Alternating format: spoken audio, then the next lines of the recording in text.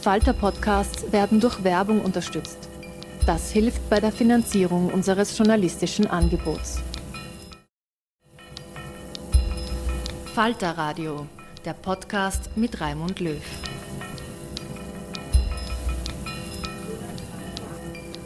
Sehr herzlich willkommen im Falter-Radio.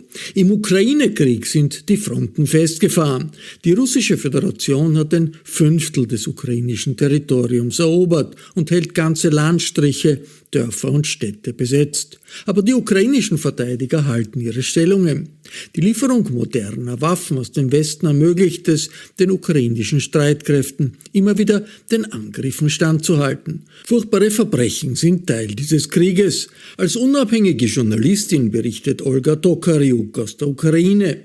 Tokariuk hat für Nachrichtenagenturen und Radiosender in Westeuropa und in den USA gearbeitet. Sie war Auslandschefin des ukrainischen TV-Senders Hromadske TV. Tessa Szyszkowitz hat Olga Tokariuk in der Westukraine erreicht. Die ukrainische Journalistin beschreibt die Rolle der Oligarchen in der Medienwelt, warum es so viele arbeitslose Reporter gibt in der Ukraine und wie objektiver Journalismus unter den Bedingungen der russischen Aggression funktionieren kann. Das Gespräch wurde in englischer Sprache geführt. Welcome, Olga Tokariuk. Thank you very much for joining us today.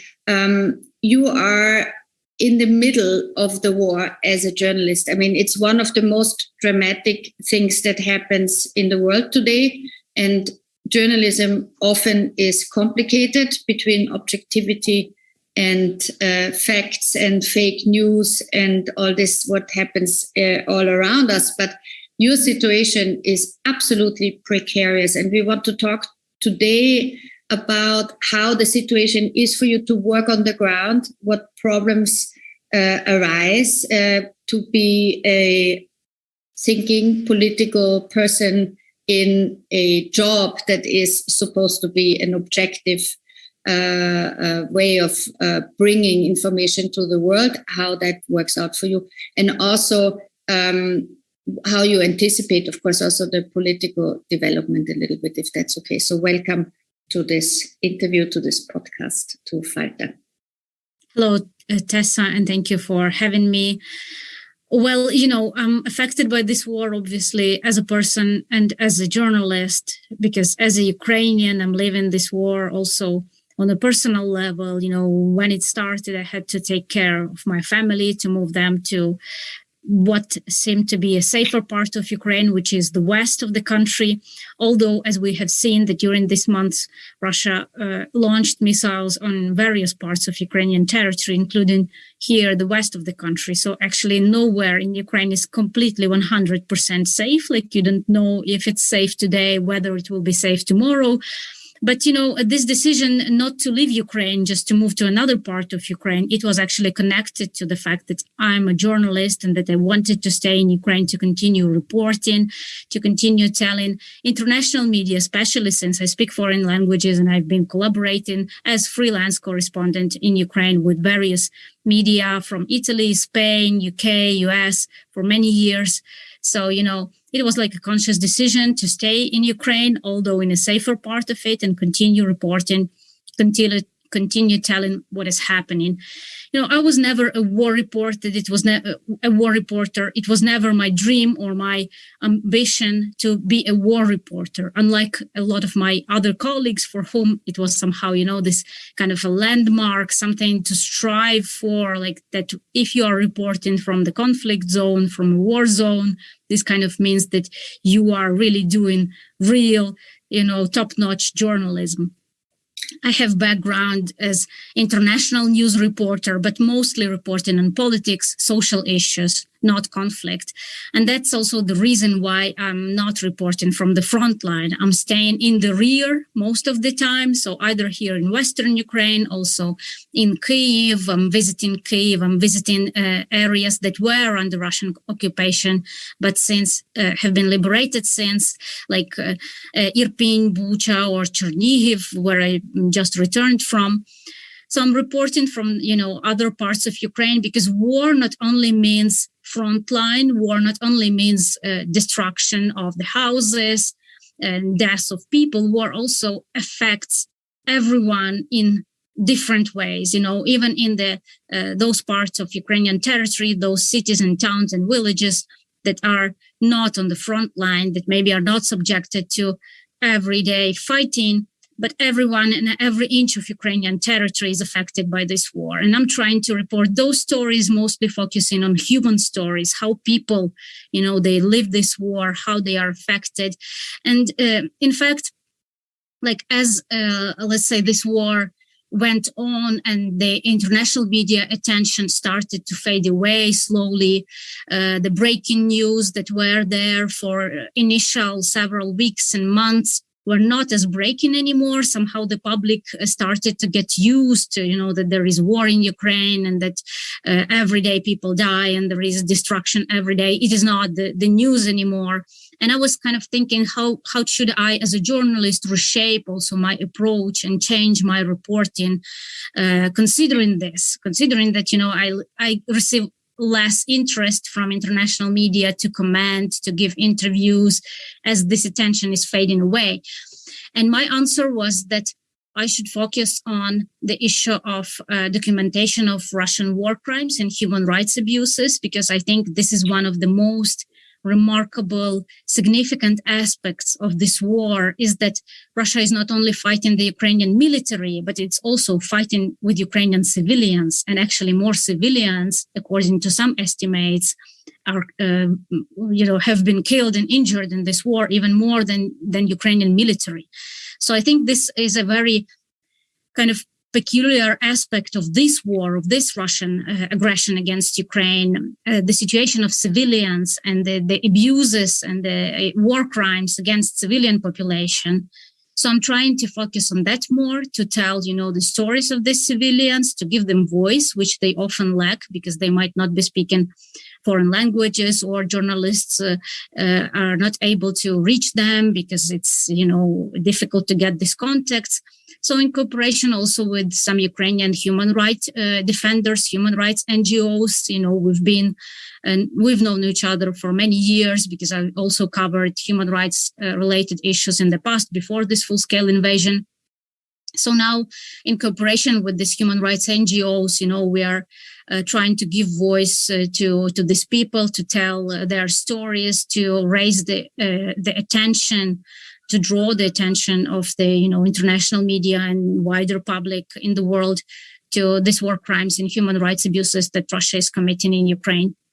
That might make you, of course, even more a target than as if you would go to the front line, because as we have seen, Russia doesn't like having the war crimes reported, and especially not the ones against civilians. So how do you protect yourself? Well, mostly targeting online, I receive, some hateful comments on social media also, because I have quite like a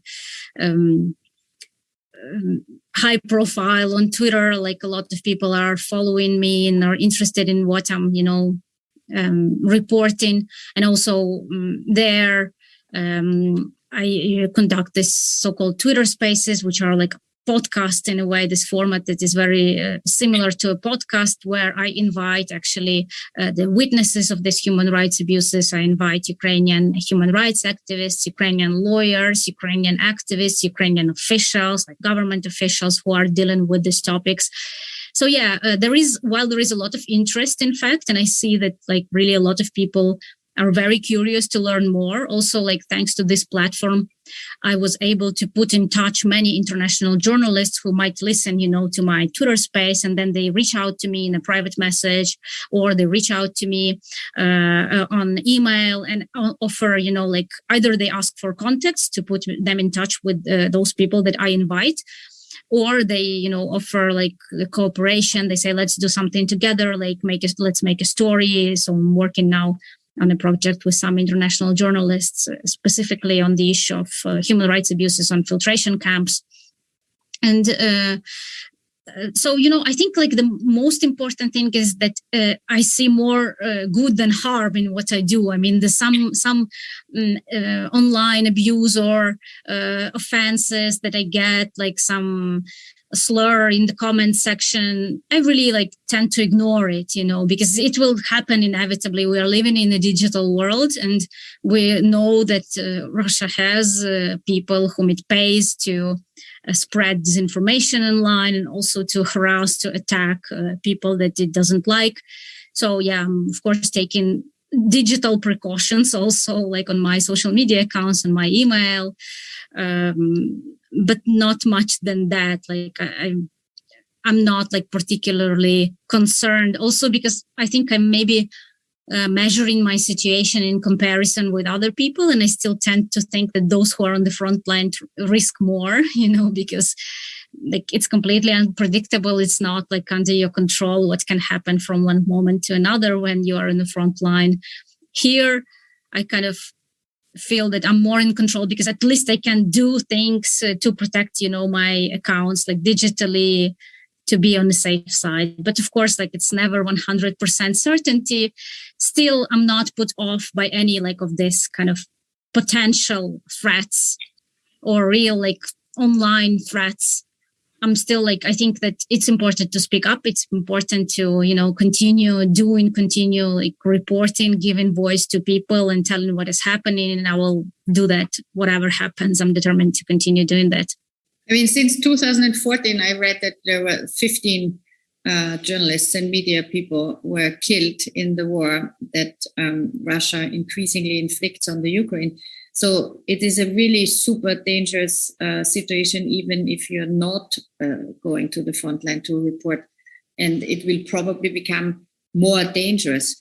But what I wonder, which is probably even more complicated for you to negotiate at the moment than your personal safety, is how to stay an objective journalist in a situation where you necessarily become sort of an actor in this conflict, because the more you report on it and you see the injustice that is happening, I can imagine it's very complicated to stay calm and cool-headed in your reporting. Well, obviously, we are all humans, and especially if you're in the middle of it and your friends are dying and people like your colleagues, journalists, but also your friends from other spheres of life, they are killed by Russia in this war, or they're taken as prisoners of war, or they just disappear. And of course, like watching all the suffering that Russia inflicts on civilians, it of course affects you. So as a human, of course, I'm affected by that. As a professional, I think I'm quite a rational person, and I take a break, let's say, like when, something happens and I feel I'm like really emotional, I'm not rushing to, say something about it or write or, like share what I feel. Like I'm taking a pause, like I'm taking a break, like inhale, exhale, and like try to calm down and, be objective and speak about the facts. I think this is like kind of the main rule that guides me as a journalist. Stick to the facts and give voice to people, like not try to, be yourself at the center of attention, like be a kind of a medium for the people who were affected, who are like the primary sources, who are those who might not be able to formulate like what they've seen and what they, experienced in such a good way as you as a journalist can, because you are more familiar with words, you know how to put things, like frame them kind of in a narrative, in a nice like article or piece for TV or radio. Like I'm working as a journalist for more than 15 years. I know how to do that. And, people who are not journalists, they might not. So I see my role as that of like a medium to give the voice to the people who have been affected immediately, who are testimonies of Russian war crimes and human rights abuses, and who might otherwise not get their voices heard, or, they might get their voices heard in the Ukrainian media space, but not outside of Ukraine. So I'm trying to, do that, like stick to the facts, take a breath, not, let emotions prevail, like take a pause and wait until my rationality kind of returns in the moments when I feel too emotional. And the third rule, kind of my rule of my, professional life, is to not be yourself at the center of attention, but give the voice to the people, let them speak. And sometimes I even have, troubles with the editors, because in my articles, I include so many quotes, that they say, okay, formulate some of these quotes with your own words, because it's just a lot of too many quotes, it's like an interview, it's not an article. But it's because I think that it's important to let the people speak, not try to speak for them, or help them, but not replace, with yourself, with your persona, the people who are the real protagonists. And do you have any restrictions from the Ukrainian government? We're always thinking of Russia wanting to change the narrative of this war in their favor. But is the Ukrainian government or the military, the army, PR department, are they checking what you do? Are they telling you don't report on something that lets us look unfavorably weak, for example, or that desertions happen in the army and it shouldn't be reported? Does that happen at all?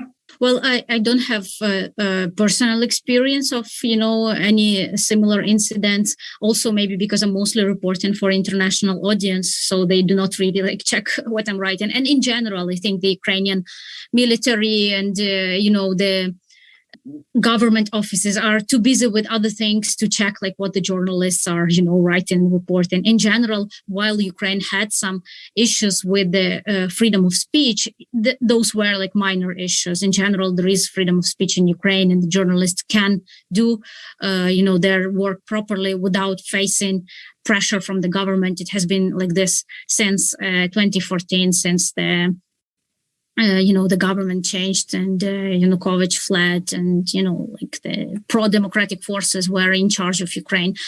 There are, of course, during the war, other concerns that sometimes the military kind of is reluctant to let the journalists visit some positions which they think could be a security risk and could put soldiers at risk, like disclosing the exact locations of military objects or the positions of the Ukrainian army.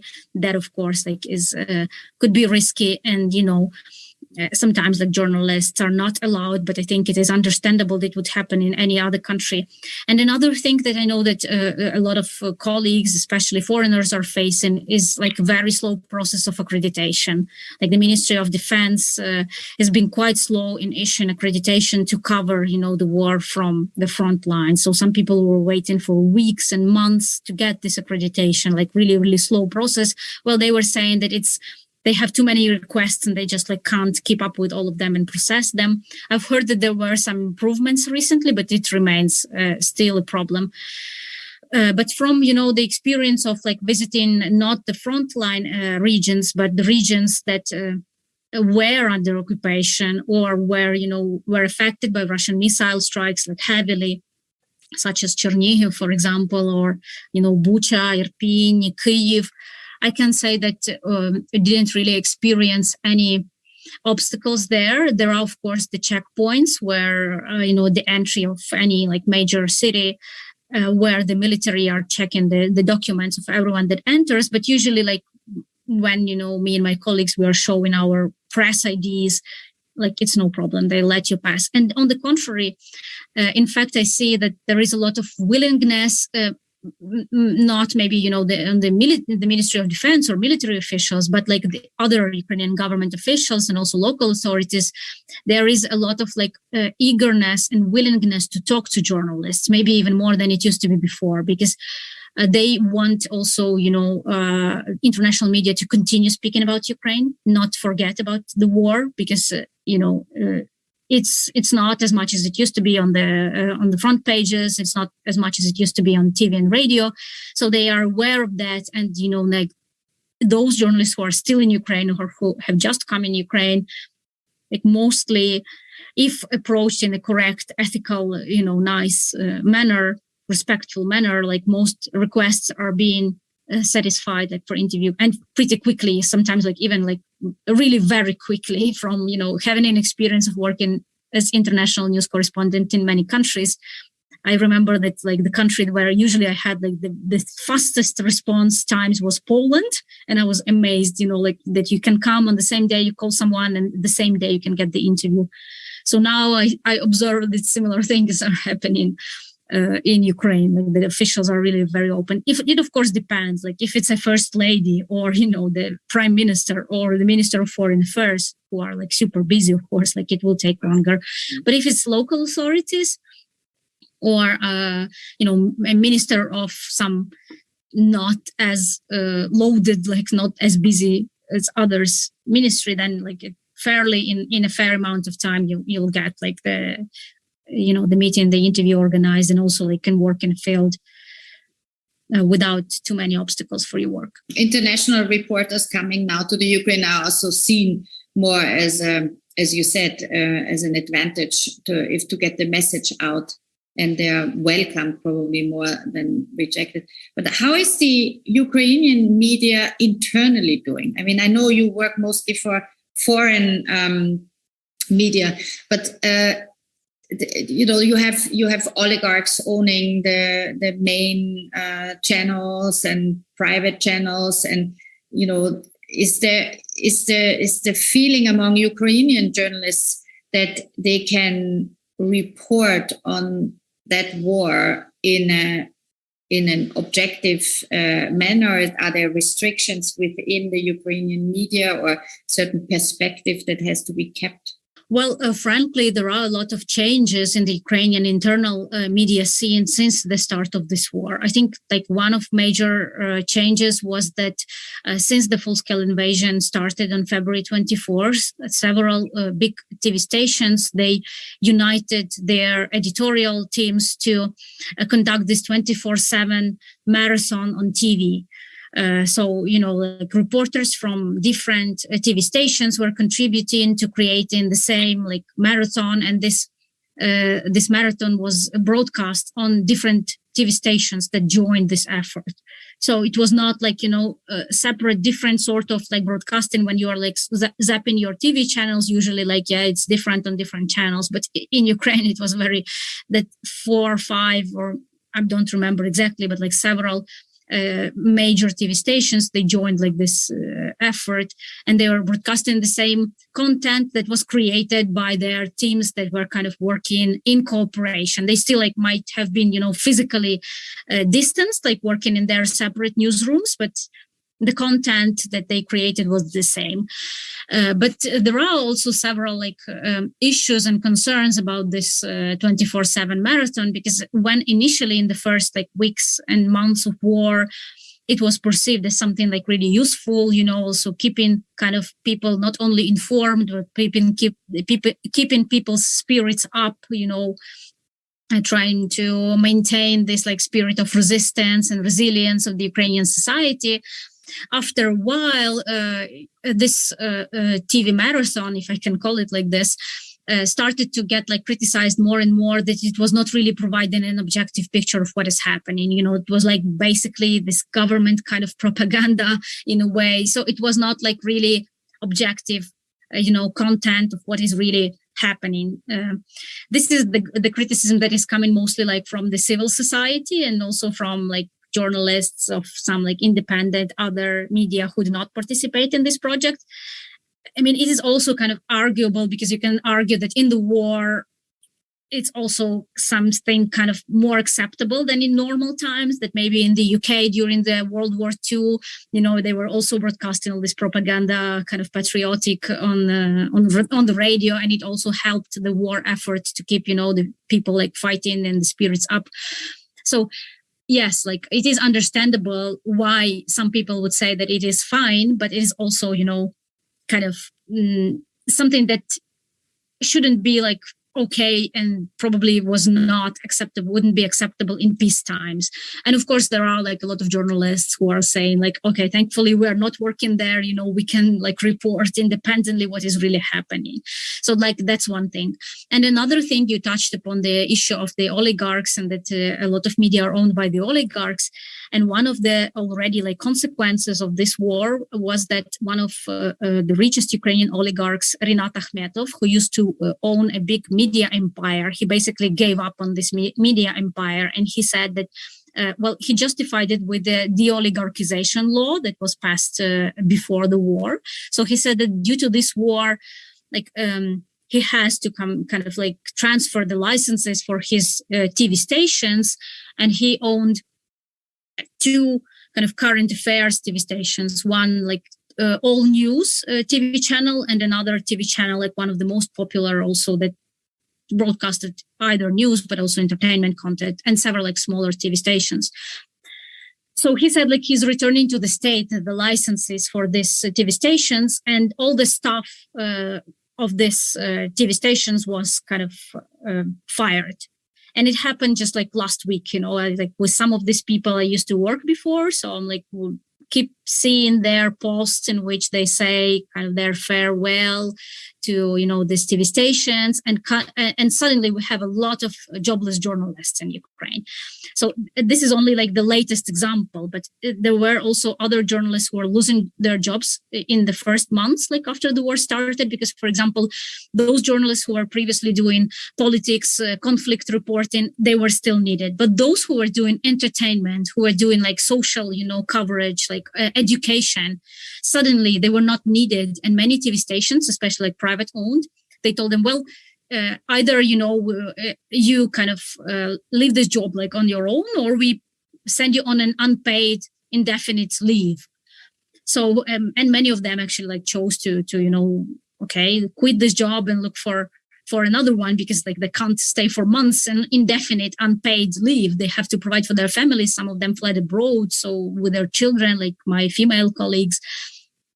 So it was already a problem before this situation with Akhmetov's channels. So currently we really have a lot of jobless journalists in Ukraine.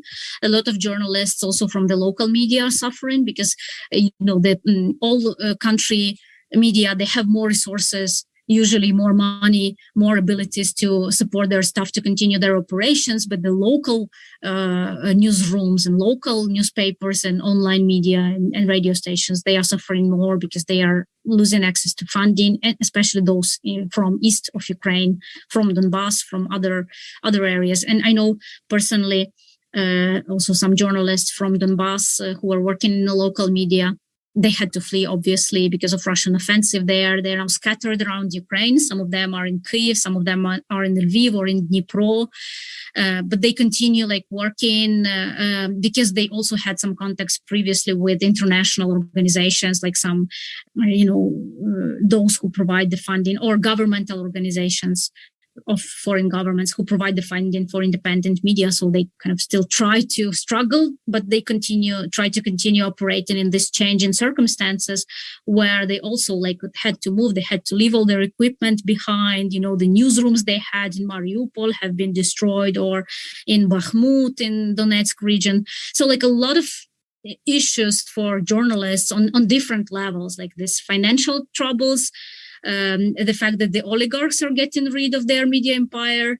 And my actually reading of this situation with Akhmetov is that at some point he just thought he doesn't need it anymore. He's losing part of his business in Donbass. He lost it due to, Russian attacks. And oligarchs always needed the media somehow to advance their business interests. And now, my reading of the situation, I might be wrong, but my interpretation is that he just, says that, well, it doesn't make sense to spend so much money on maintaining this media empire when he's suffering so much, so many losses.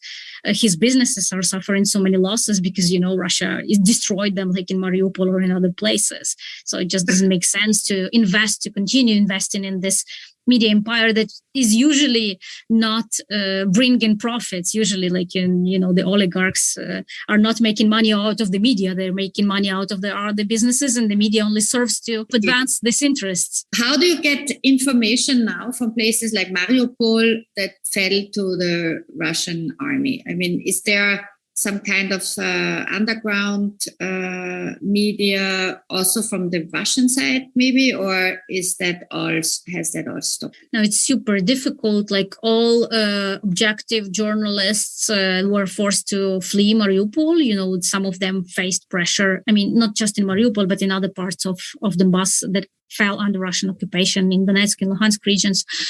I just spoke recently with a woman who was from a town in Luhansk region. And as you know, now almost all of Luhansk region is under Russian occupation.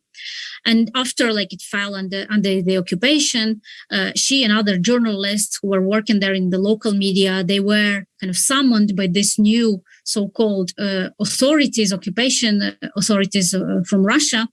And they were put pressure on, that they had to cooperate, that they had to make this, new content, Russian propaganda, basically advocating that these regions are now Russian forever and, manufacturing all the stories about Ukrainian Nazis and so on and so forth. And she was able to leave. She, with the help of her contacts in the government-controlled area of Ukraine, she was able to leave after a long time when it was impossible, not safe to leave. So basically, she had to go to all these meetings with these new occupation authorities and kind of nod to their, requirements, but also resist quietly from actually starting to collaborate with them, because there you don't have much choice. Or you collaborate, or you have to leave, or you are put in a secret prison. You're tortured until you begin to collaborate. So she was able to leave, and she's now in Kyiv, and she joined other journalists from Donbass who fled earlier. But this is the most kind of recent case, because she left only, I think, 2 weeks ago, and she was able to tell what is actually happening to journalists who, are in those areas under Russian occupation, how Russians are putting pressure on them, blackmailing them, threatening also to harm their families if they refuse to collaborate. So getting any objective information out of Mariupol from people who are actually there, it's virtually impossible. Mostly this information is kind of secondhand. It might be coming from journalists who are from Mariupol, but they fled, but they maintained contacts with people who stayed there. So it's they get in touch with their contacts in Mariupol who wish to remain anonymous in 100 or 99% of cases. And they are telling what is actually happening there. But this is not the primary source. And those people who are staying in Mariupol will in most cases refuse to talk to other journalists than those whom they already know, with whom they were in touch and, live together in the same city. So it's super, super difficult to kind of understand what's happening there. And of course, all the Russian propaganda press tours that they are bringing in foreign journalists also in Mariupol, we can see the images, we can trust those, but not, other things. Das war die ukrainische Journalistin Olga Tokariuk im Gespräch mit Tessa Szyszkowitz. Ich verabschiede mich von allen, die uns auf UKW hören, im Freirad Tirol und auf Radio Agora in Kärnten. Aktuelle Informationen aus dem Ukraine-Krieg lesen Sie regelmäßig im Falter. Ein Abonnement des Falter kann man im Internet bestellen über die Adresse abo.falter.at. Ursula Winterauer hat die Signation gestaltet, Philipp Dietrich und Miriam Hübel betreuen die Audiotechnik im Falter. Ich verabschiede mich bis zur nächsten Folge.